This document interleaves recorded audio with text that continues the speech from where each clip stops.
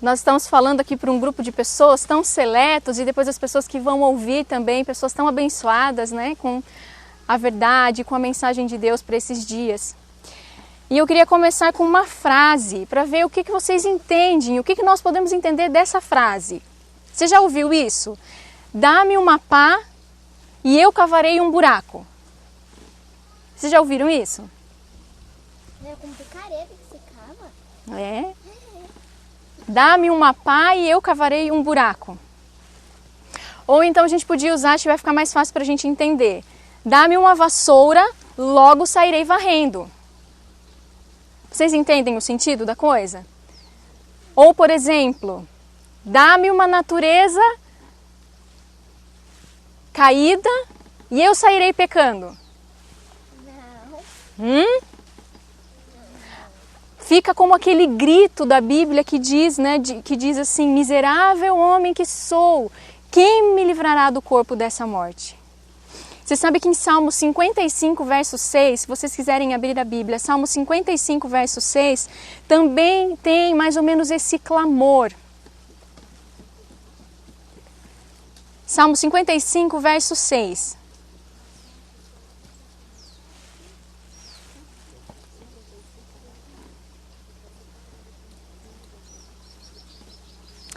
Pelo que eu disse, quem me dera asas como de pomba, então voaria e encontraria descanso.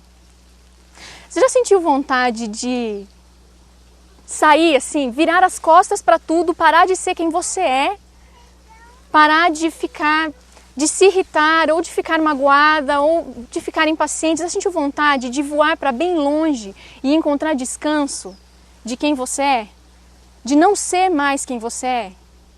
De sumir e se afastar de tudo, de você ser uma filha mais obediente, de ser... Então, que coisa mais linda! Você sabe que às vezes a gente se depara com uma lei que parece que está em nossos membros, que está guerreando com uma lei que a gente já entendeu que é santa, pura, justa, boa, que está em nossa mente. E você não está cansado disso? Eu constantemente, eu oro a Deus e falo, Senhor, estamos cansados de ser quem nós somos. Estou cansada, Senhor. Estou cansada de ser quem sou. E então gostaria de voar para bem longe e descansar. Mas Deus, irmãos, não faz as coisas pela metade. Porque se Ele deu esse desejo em nosso coração, veja só o que diz. Isaías 40, abram a Bíblia. Por que Deus não faz as coisas pela metade? Porque Ele não prometeu para nós as asas de uma pomba, de uma pesarosa pomba. Mas veja só, Isaías 40, capítulo 40, no verso 31.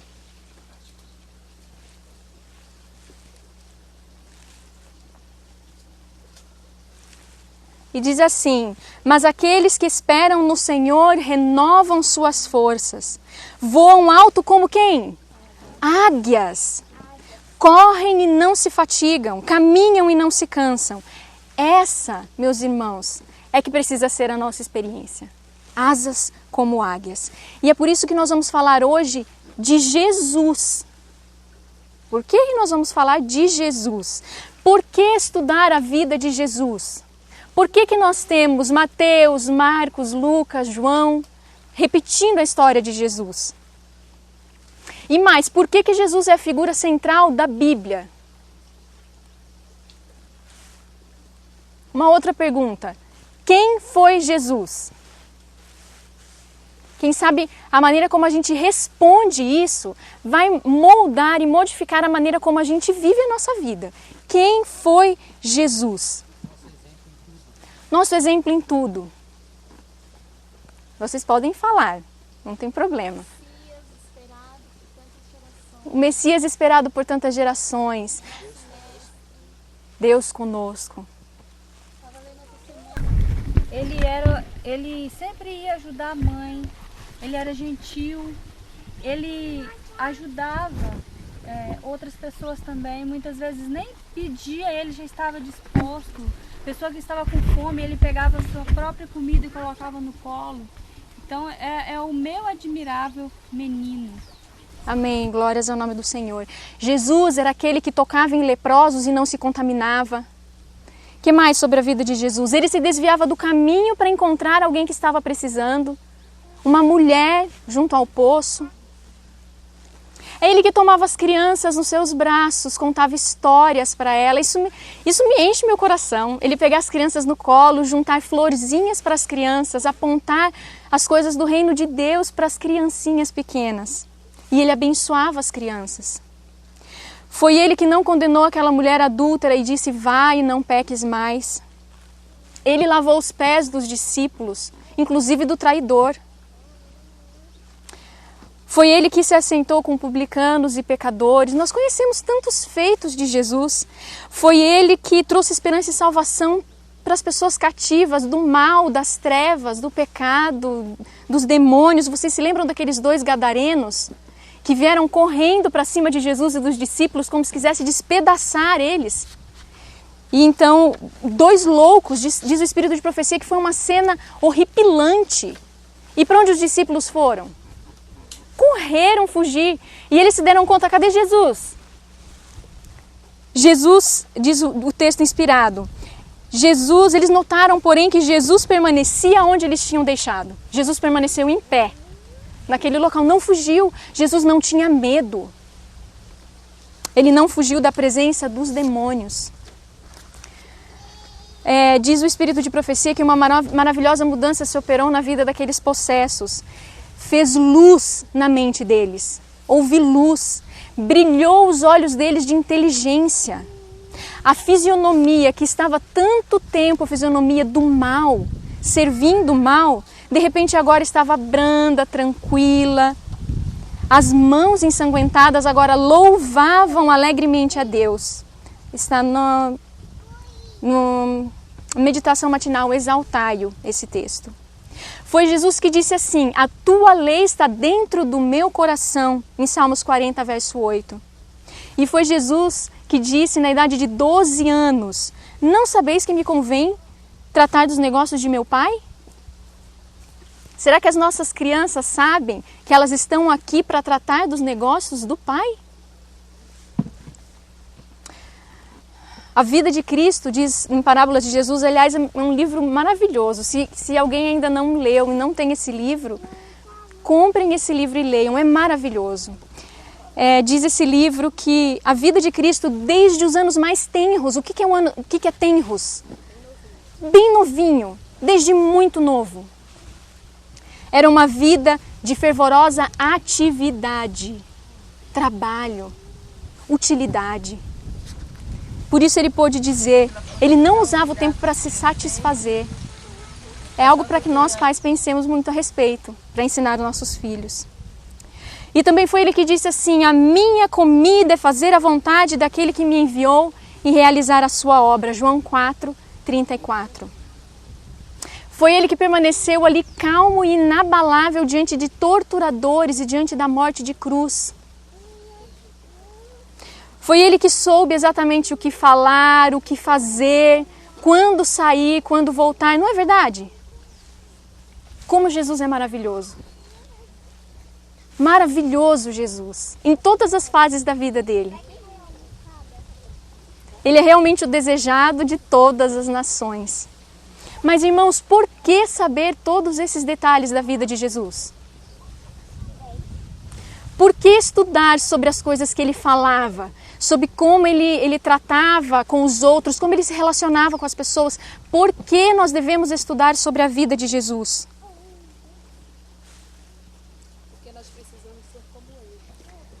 Porque nós precisamos ser como ele. Se o clamor da nossa vida é miserável homem que sou, Senhor, livra-me do corpo desta morte. Quem é a solução para esses problemas? É Jesus. Nosso maior clamor é esse, quem me livrará do corpo desta morte? Mas em Hebreus, se a gente abrir lá em Hebreus, capítulo 2, abram as suas Bíblias em Hebreus, capítulo 2.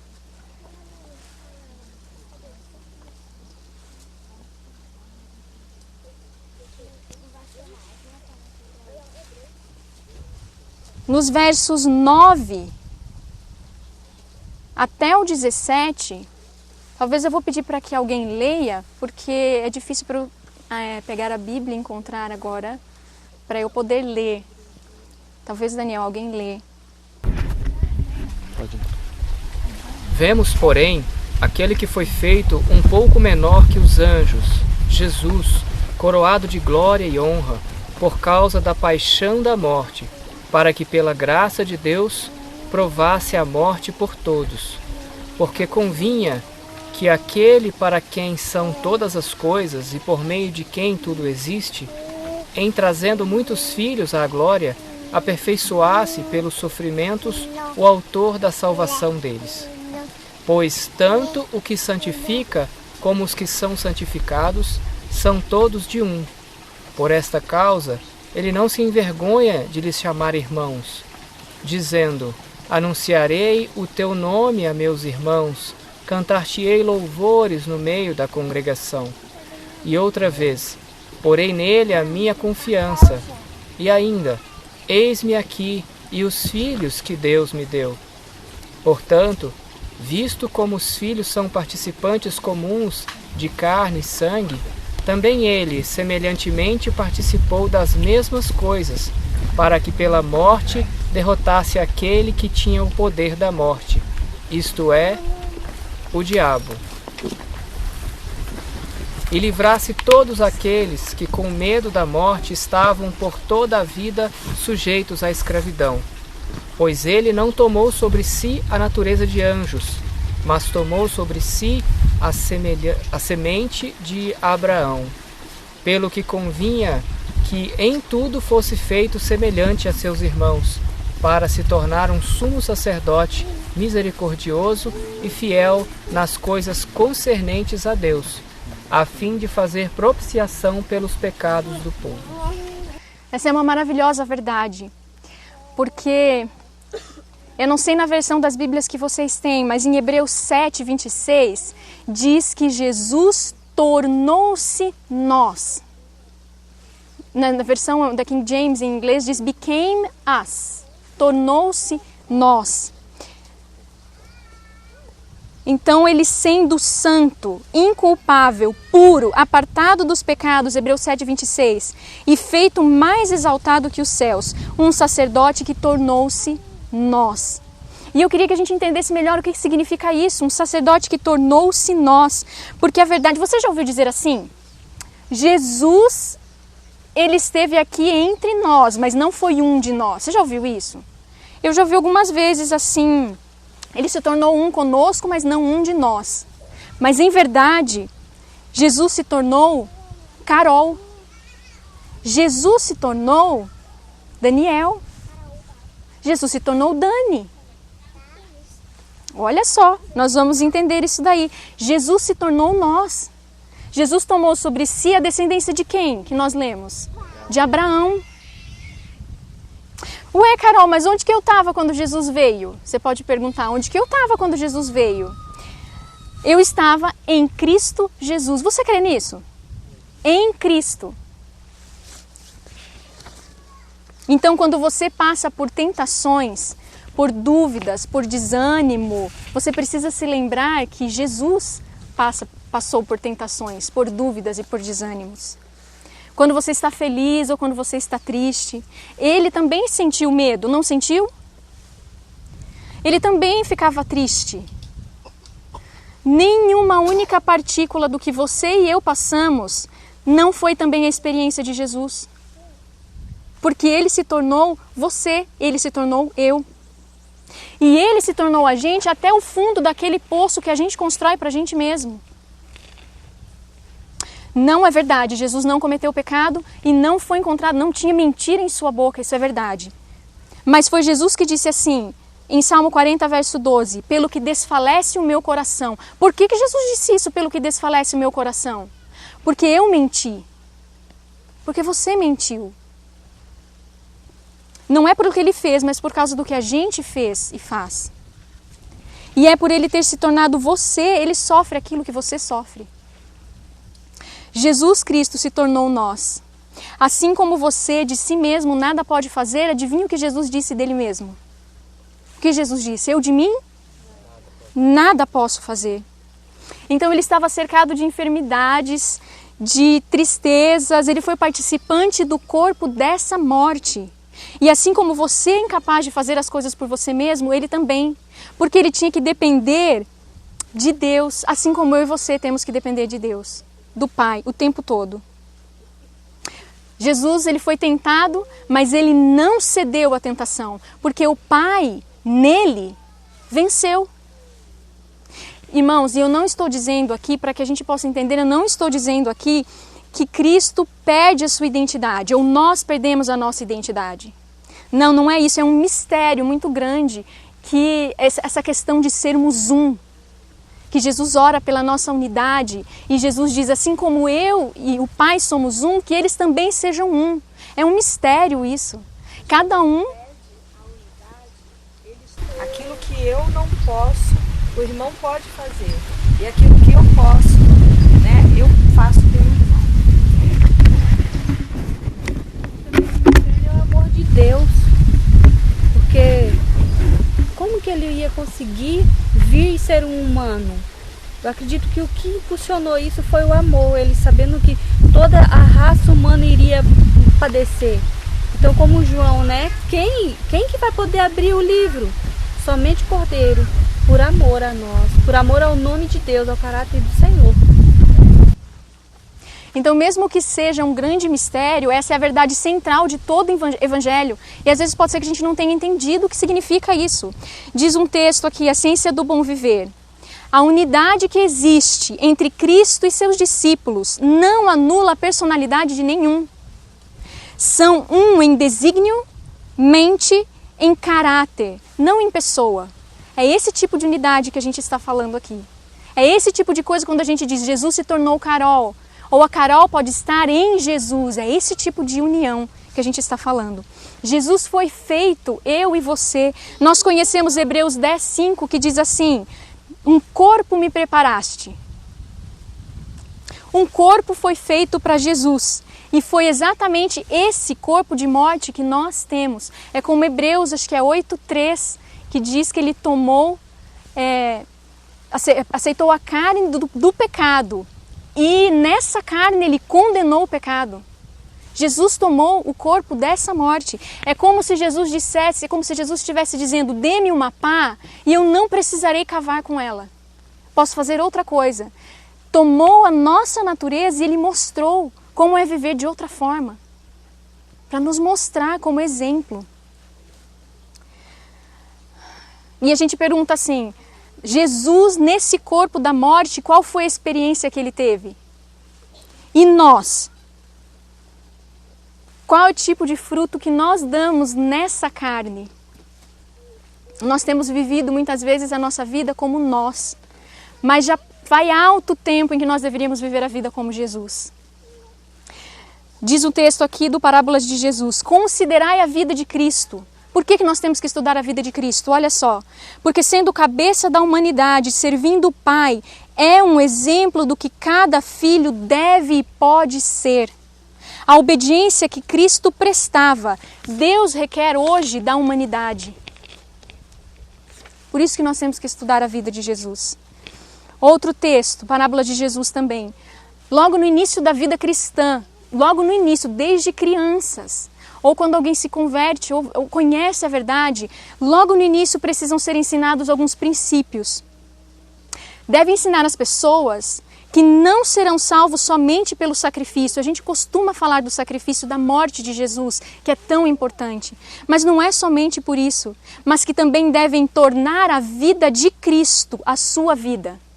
Sabia, Dani? A vida de Jesus pode ser a mesma que você viver. Você pode viver a vida que Jesus viveu.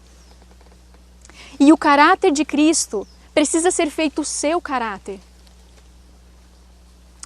A vida de Cristo mostrou que o que a humanidade pode fazer ao ser participante da natureza divina. Também é do Parábolas de Jesus.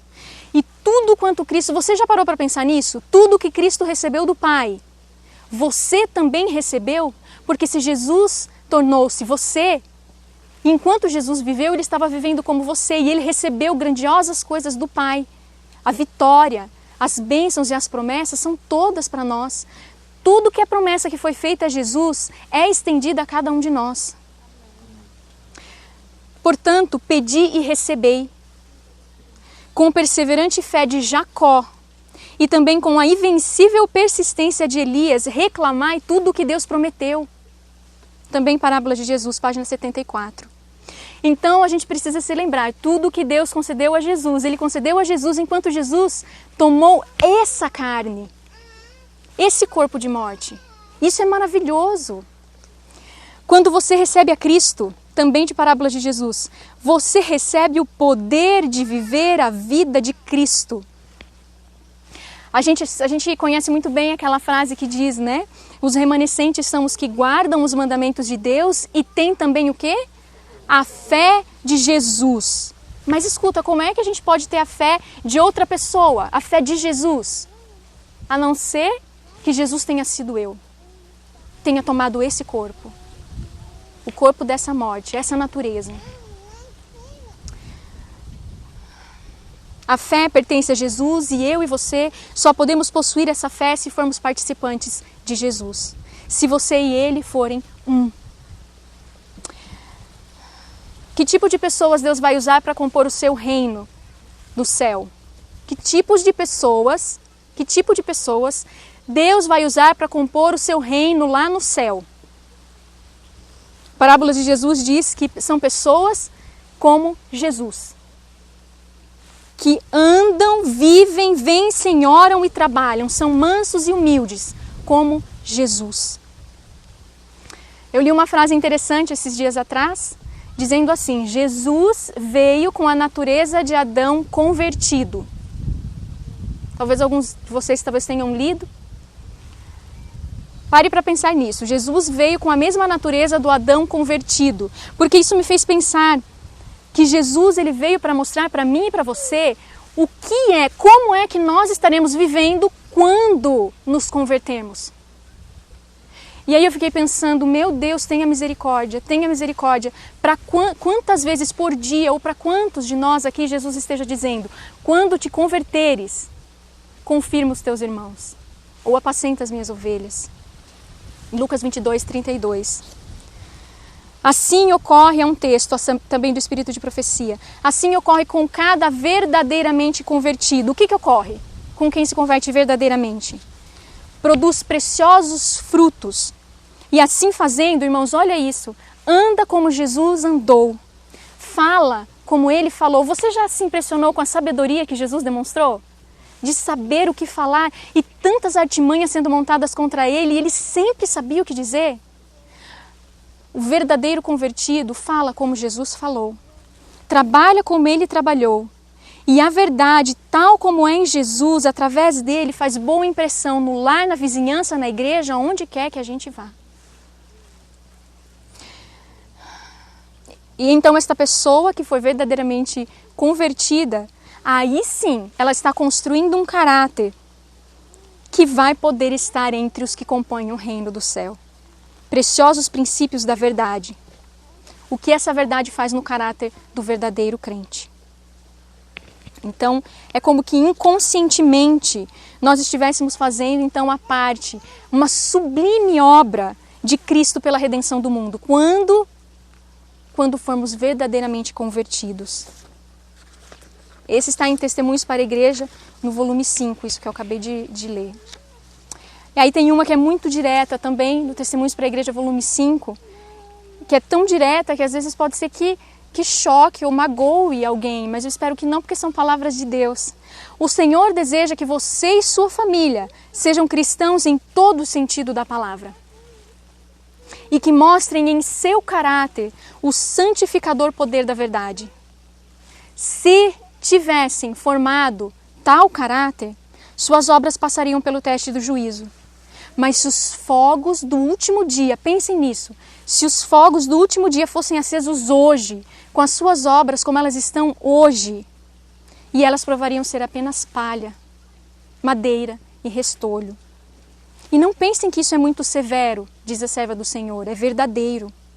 Porque o eu pode muitas vezes estar misturado com as nossas boas obras. Atingirão vocês o alto padrão? Qual é o alto padrão? Viver como Jesus. Atingirão vocês o alto padrão?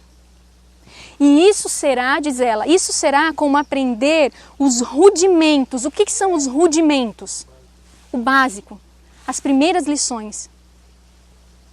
Isso será como aprender as primeiras lições do que é que significa ser cristão, o que é que significa ter o caráter cristão. E aí me vem de novo à mente quantas vezes ou de quantos de nós Jesus está dizendo o que ele disse a Simão Pedro, em Lucas 22, 31 a 32. Simão, Simão, Carol, Carol. Eis que Satanás vos pediu para vos ir andar como trigo, mas eu roguei por ti, para que a tua fé não desfaleça. E tu, quando te converteres, confirma teus irmãos. Quando que nós vamos aprender a ser como Jesus? A ser bondosos, gentis, maridos gentis com as esposas, esposas também gentis com os maridos. Aqui na terra e no céu, né? Aqui na terra. Deve ser assim aqui na terra. Sim, Dani. Pra lá no céu a gente poder ser igual aqui e já estar aprendido, senão vai ser uma confusão, a gente tem que aprender lá, né?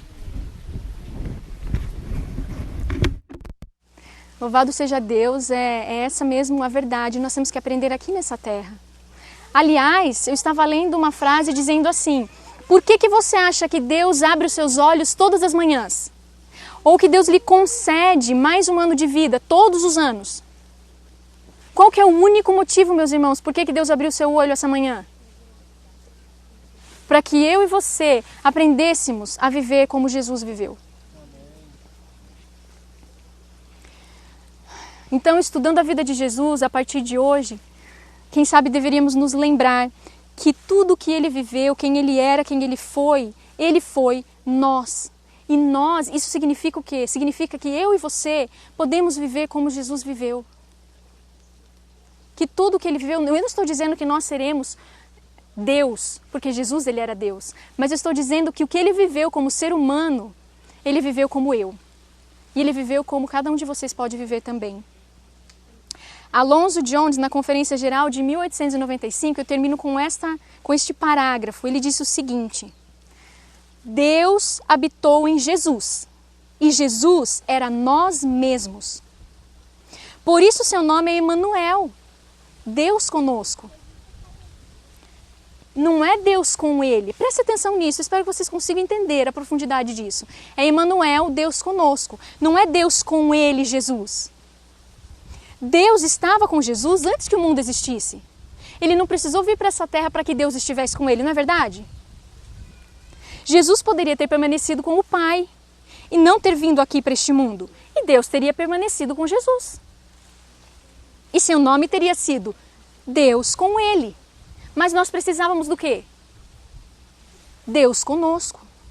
Jesus poderia ter vindo a esse mundo e Deus ter permanecido no céu, que seu nome continuaria a ser Deus com ele. Olha, meus irmãos, a beleza disso. Porém, nunca teria sido Deus conosco. Porque o que precisamos e o que precisávamos era Deus conosco.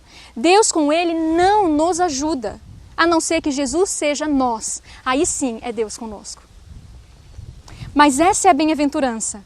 Ele era sim um com Deus e ele se tornou um de nós. Ele que era Deus tornou-se nós, para que Deus com ele pudesse ser Deus conosco. Vocês conseguem entender? Pode parecer um pouco as frases meio repetindo, mas isso é maravilhoso.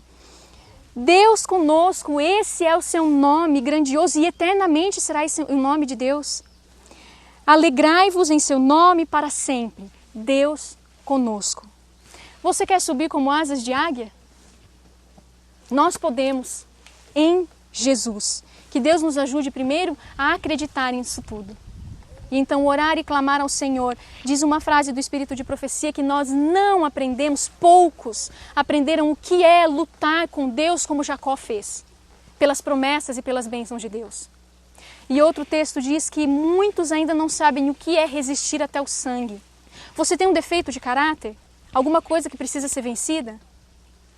Cadê a vontade de lutar e de vencer e de resistir até o sangue? Diz que precisa haver a combinação de duas coisas. É o domínio próprio, que nós estávamos lendo hoje de manhã, que mais era?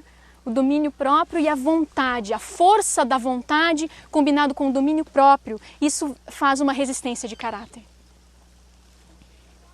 Eu não sei quantos, aqui nós estamos acostumados com o caminho, o trilho que o boizinho faz. E que às vezes o pasto está alto, mas onde ele passa não fica um espaço, um caminho, e a gente passa por ele facilmente, não é verdade? E então eu fico pensando que esses são os caminhos que nós criamos em relação aos nossos hábitos maus, aos nossos pecados. Já está bem fundo e bem fácil de andar por ele, porque nós já fizemos esse hábito. Agora, quantos de nós estão dispostos a fazer outro caminho? O que significa isso? Significa que ao invés de tomar aquele caminho que é super fácil, agora você vai andar por cima daquele mato bem alto. E você vai andar por cima desse mato bem alto todos os dias. Até que ali se torne agora um novo caminho. Mas o que acontece é que às vezes nós desistimos já no começo, está tão difícil, tem que levantar muito a perna e machuca e raspa tudo na perna da gente, é lógico que é só uma ilustração, e aí a gente volta a andar pelo caminho que é mais fácil. Quantos estão dispostos, quantos de nós, meus irmãos, nós estamos dispostos a lutar para que não se levante mais os caminhos antigos, o nosso eu, nosso velho modo de agir e andar num novo caminho a partir de hoje. Não se faz um novo caminho andando hoje no novo e 3 dias no velho. Hoje, a partir de hoje, é um novo caminho, uma nova escolha, a vontade, o domínio. São faculdades que Deus nos proporcionou para nós exercitarmos. Você quer voar com asas de águia? Não da pesarosa pomba, mas asas de águia? E assim como Jesus deslizava como o sol por cima de todas as tempestades, de todo o temporal, eu e você também podemos deslizar acima de qualquer coisa. As pessoas te provocaram, deslize acima. É possível em Jesus. Essa é a mensagem que temos para refletir hoje. Espero que Deus possa abençoar muitas pessoas com isso, com essa visualização de que Deus é Deus conosco. Jesus está bem próximo de nós.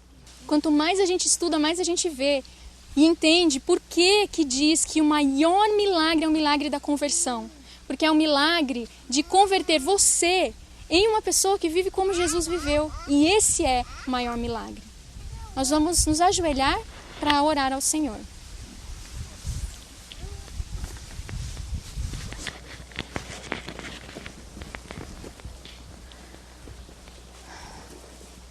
Oremos. Grandioso Deus, maravilhoso Senhor, obrigada, Pai, porque o Senhor é Deus conosco. Obrigada por essa grande e maravilhosa promessa e essa verdade de que o Senhor converte a nossa vida, os nossos corações, para vivermos de acordo com a Tua vontade, como Jesus viveu. Querido Deus, faz esse milagre em nossas vidas, em nosso coração, nas nossas famílias, nos nossos filhos, Pai. Por favor, Senhor, nos ajude a aprender como lutar, o que fazer, Senhor, para fazermos esse outro caminho, para andar de acordo com o Teu querer e não de acordo com a nossa vontade e o nosso querer. Por favor, Pai, nós imploramos isso em nossas vidas, nós queremos, o Senhor pôs o querer em nós. Então, por favor, Senhor, nos ajude agora a também efetuar a salvação com temor e tremor. É isso que pedimos, Pai, a Tua bênção sobre cada um que ouve esta mensagem, sobre cada um de nós aqui, as nossas famílias. Dá-nos, Senhor, esta alegria de termos o Espírito Santo habitando em nós, como também habitou em Cristo Jesus. É em nome dEle, de Jesus, que nós pedimos essas grandiosas promessas que se cumpram em nós. Em nome de Jesus que fazemos. Amém.